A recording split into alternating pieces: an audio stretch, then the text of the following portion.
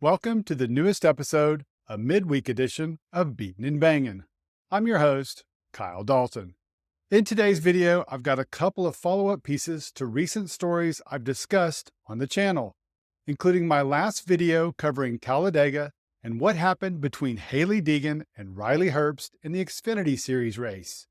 Joey Logano and Denny Hamlin have weighed in on the matter. Plus, last night NASCAR delivered some breaking news for next month's All-Star race and how there will be different tire compounds used.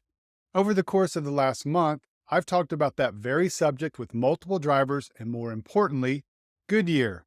I think based on my conversation with the tire manufacturer, what is going to happen in the All-Star race is a promising sign for the future.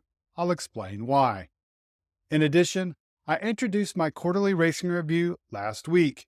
This week, in my By the Numbers segment, we're going to take a look at the first 2 years and 10 races in the next gen or Gen 7 car. I know I was surprised by some of the numbers that were unearthed. I think you will be, too. However, before we get to that, let's go back to my opening story, and it's a follow-up to what happened in Saturday's Xfinity Series race at Talladega. Just a refresher if you didn't initially see it, Hailie Deegan scored a career-best finish of 12th at the 2.66-mile superspeedway. But after the race, the 22-year-old driver wasn't happy because she and her team felt she could have done better but failed to do so because Riley Herbst had done her wrong. Take a listen. Yeah, he wasn't ever going to stay with us. That's his MO. P12, good job all day. You kidding me, 12? I can't believe the 98 did that. I can. He does it every time. He does it every time. It don't matter who it is. He does it to everybody. Every time. He will not help anybody out. He's all about himself. As I said in my previous video, I can see it from both sides. Deegan wanted to push, and it would have likely improved her finishing position, while Herbst wanted to go solo. But it's hard to argue with the Stewart-Haas Racing driver's results, because he finished second. On Monday, Denny Hamlin sounded off on the topic. But it was just utter chaos from everyone behind. Like, Riley, instead of pushing Hailie Deegan, he went to pass her. He had a massive run. And then, like, in that instance, you gotta push the car in front of you to keep your run going. Just when he comes up, just push her, because that keeps his momentum going. It gains her moment. You're using her to keep advancing your position. So when does he then pull out and try to pass? He probably should push her to where then she gets beside, she probably would have been up beside Jessie Love or whoever it was. I think she was probably third or fourth or something like that. So you use her to advance yourself to the next group of cars and then the next group of cars. And so it's not all Riley. I'm saying it's all, the whole top 10 was just so disorganized that it created kind of an easy win for Jessie Love because he never really had to defend anything. And yesterday, during his appearance on SiriusXM NASCAR Radio, Joey Logano shared his thoughts on the subject. There's definitely, if I'm behind a car that I don't feel comfortable behind, and I'm not saying Hailie Deegan was this at all, because like I said, I didn't see it, so take that piece out. But I'm just saying in general, if I'm behind a car that is a little squirrely, that's kind of moving around a little more than I like it, or it is somebody that hasn't been up in a leading position before and is not going to make the moves to make the win, you're out. First chance I can get you out. I'm going to shuffle you out of there because I want to win the race. I'm not here to help anybody. No, I'm there to win. And so you're going to put yourself around the cars that are going to help you win. And like I said, I'm not saying Hailie was that at all because I don't know that. But from my own experience, that is definitely the case. As I said before, and both the veteran Cup drivers confirmed, there are two sides to every story. Let's stick with Logano because that wasn't all he had to say during his radio appearance. Naturally, they talked about the race at Talladega and the fuel-saving strategy employed by all the teams. The two-time Cup Series champion was presented with options to potentially address the situation, including push-to-pass that is used in IndyCar, or a subject for those of you who have followed the channel in the last month know I've talked about, and that's using different tire compounds similar to what is done in IndyCar and F1. Here's what he had to say. That the different tire compound thing can make a difference throughout a race if it's longer than what the All-Star race is. Right? Like if you have a bunch of stages throughout it and you say, man, you know what? This is our chance to go out there and win a stage. Let's put those tires on now. Let's take it now. Yeah, we're going to pay the price later, but we're going to go for the stage points now and try to pass some cars and get some stage points. There's some strategy options there. I think that would be a really cool thing to add to our races. But I don't know, on a short race, does it really make a difference? And it's got to be a big difference, right? Like 0.2 of a second's not enough to do that. Like it's got to be a half a second, you know, or 0.4 a lot, to where you can drive through the field on your soft tires, and it's got to fall off too. That would be the other part that's cool, right? Like if you have a tire that fires off 0.4 quicker, half a second quicker than the other tire, but 20 laps into the run, it's a half second slower than the other tire, and you have that, oh man, that would be so cool. Like, think about that. That would be the coolest. And you'd see, you know, cars with the hard tire on versus the soft tire. That would be sweet. To me, it feels a little La La Land, you know? Like, I don't know if that's really going to happen in my little dream world, but boy, it's fun to dream sometimes. Interestingly, Logano isn't alone in his dream. Here's what Denny Hamlin, Christopher Bell, and Brad Keselowski had to say about the topic last month at COTA when I asked them about it. Concept of offering you guys multiple compounds like F1. Yeah, I love that idea. I certainly think that it's something that we should look at, you know, to give us the option to put on faster tires that go away or harder tires that stay on. I certainly think that that's something that needs to be looked at and certainly could be an option. Yeah, I mean, for the race last week in particular, I don't think it would have mattered. And honestly, they could have brought a harder tire or a softer tire, and the way that the track just disintegrated what we had, I don't think it was going to matter.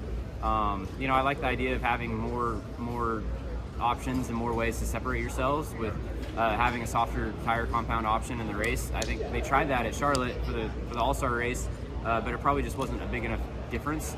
But yeah, I mean, I'm all for trying stuff. Yeah, you know, I've been an advocate of that for a while. I don't think that's going to happen. There's some practicality to that from the Goodyear side that makes that very difficult to execute. But I like the idea. It's great on paper. It's great for everybody, but the people who actually have to do the work, which is Goodyear. So probably a little bit more than I think they're willing to bite off. So it's clear the drivers liked the idea, but as Logano and Keselowski suggested, it wasn't likely Goodyear would do it. However, that's not what Goodyear was thinking. How do I know? Just last week at Texas, I sat down with Goodyear's Director of Racing, Greg Stucker, and this is what he had to say on the subject. We tried an option tire several years back for the All-Star. Right, 2017. Right. And, you know, what happened was, for us, I think it was successful. The split that we wanted to create, Right. in agreement, was about 0.3. Okay, we wanted the option tire to be about 0.3 faster than the prime. And it was in the daytime. Right.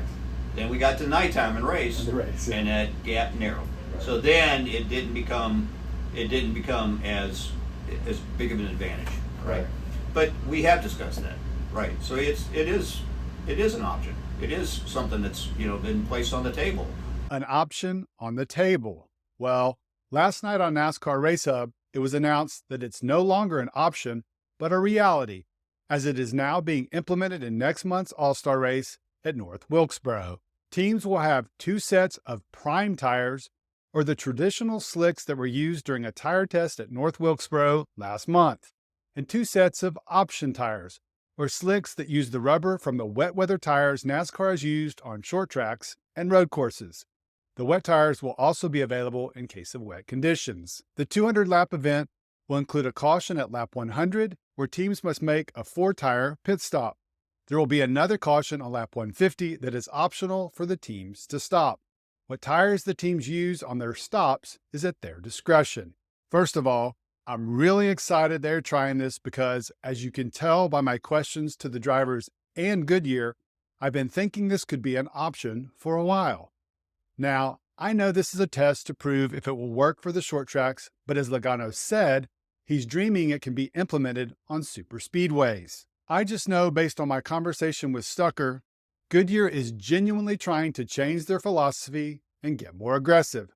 And that's with the encouragement from the stakeholders, including NASCAR and TV. I think this is a great start, and I'm crossing my fingers that it works, because if it does, it could open up a lot of options for the future on other track styles, and it just might be that silver bullet we've all been looking for. And finally, my last item today is our first ever By the Numbers segment, and yet another little fun project I've been working on with Joel Steuben of Stube.com. Like last week's video, I encourage you to go check out his site and see all the amazing visuals he has on all kinds of cool NASCAR stats. There's also a link in the description. In this week's numbers, we're talking about the first 2 years and 10 races with the next gen or Gen 7 car. And boy, are there some interesting things that pop out. First, let's start with the one stat everyone cares about the most: wins. As you can see, the top 5 is very Hendrick Motorsports Joe Gibbs Racing heavy, with William Byron leading the way, followed by Kyle Larson and Denny Hamlin, with Chase Elliott, Christopher Bell, and the lone non-big team driver in the top 5, Tyler Reddick, all with 6 wins. I find it interesting how Chase Elliott has been questioned so much for his performance last year, like he didn't know how to drive the Gen 7 car, but I think everyone forgot about what he did in the first year of the car when he won 5 times. These overall numbers reflect he's been pretty good compared to the rest of the field. These statistics get even more intriguing to me when you combine the wins for each team all together. It definitely paints a more complete picture. What do I mean? How about this stat? Of the 82 races since the Gen 7 car started in 2022, HMS has won 26 times, while JGR has won 17. As for the rest of the field, you can see that Team Penske has the third most wins at 9. Although, to be fair, they're likely more focused on the number 2, as in 2 championships in the last 2 seasons. Penske is followed by a tie for 4th between Trackhouse and Richard Childress Racing at 7 wins apiece. FYI, I combined Tyler Reddick and Kyle Busch's numbers in the 8 car. And rounding out the teams are 23XI at 5 with 3 more of Tyler Reddick's wins, RFK Racing at 4, all of them Chris Buescher, and Stewart-Haas Racing coming in at a dismal 3. The teams with 1 win each were Colleague, Front Row, JTG Doherty, and Legacy Motor Club. Now looking at our next graphic, I think it is even more eye-opening when you break it down into percentages, and the top 2 teams win more than 50% of the time, with HMS winning almost a third of the time. So every third race you can pretty much expect to see an HMS car in victory lane. I know I expected HMS and JGR to be dominant, but I was honestly surprised when I saw these percentages were so high. Now let's take a look at the individual drivers and average finishing position over that time. Leading the way is not unexpected when you consider what I just said about Chase Elliott's performance in 2022. He's atop the board at 12.5, followed by, as you would expect, William Byron, Martin Truex Jr., a tie for 4th with Ryan Blaney and Christopher Bell, and rounding out the top 5 is Denny Hamlin. Again, the usual suspects. And lastly, let's take a look at DNFs. Let's start with the fewest, and it includes some surprising names. I know Elliott missed several races last year, but his numbers are still the best with 5 DNFs, followed by Justin Haley at 6, and Chase Briscoe and Ryan Blaney tied for 3rd with 7 apiece. There were 9 drivers with 8 DNFs each. And our final stat for the day is most DNFs. And if I'm being perfectly honest, this was the one number that caught me by surprise the most. We all know Austin Dillon has had his struggles, and he's the leader in this unfortunate category at 17. But look who's sitting at number 2. That's right, the guy who also has the second most wins in Kyle Larson at 15. That's a crazy number if you ask me. Larson is followed by Ricky Stenhouse Jr. at 13, and both 23XI Racing drivers of Bubba Wallace and Tyler Reddick with 12 each. Again, if you want to take a little closer look and get more in depth and see how your driver has performed in the Gen 7 car in the first 82 races, I recommend you go check out the full version at Stube.com. And I'll wrap up with this. I'm sure most of you heard the news yesterday that Eric Jones broke his back in that violent collision at Talladega. I interviewed him a month ago at COTA and had a really good conversation with him about life and racing. I just want to wish the pilot of the number 43 car a speedy recovery. We look forward to seeing him behind the wheel again in the very near future. All right, everyone, that's a wrap on this episode. I'm curious to hear what you think about what we discussed, including the thoughts of Denny Hamlin and Joey Logano on what happened between Hailie Deegan and Riley Herbst at Dega. Plus, now that NASCAR has announced we'll be using multiple tire compounds in the All-Star race, what are you hoping to see? And do you think it's something that we could see used on other tracks in the future? Is this the silver bullet? And finally, I want to get your thoughts on all the numbers I just reviewed. Were there any in particular that stuck out to you? Remember, if you want to read my written work, go check it out at heavy.com and beatingandbanging.com, where you can also sign up for my weekly newsletter and you'll receive an email each Friday recapping the top stories from the week, including reviews of the various NASCAR-related podcasts. Thanks again for supporting the channel and have a great rest of your day.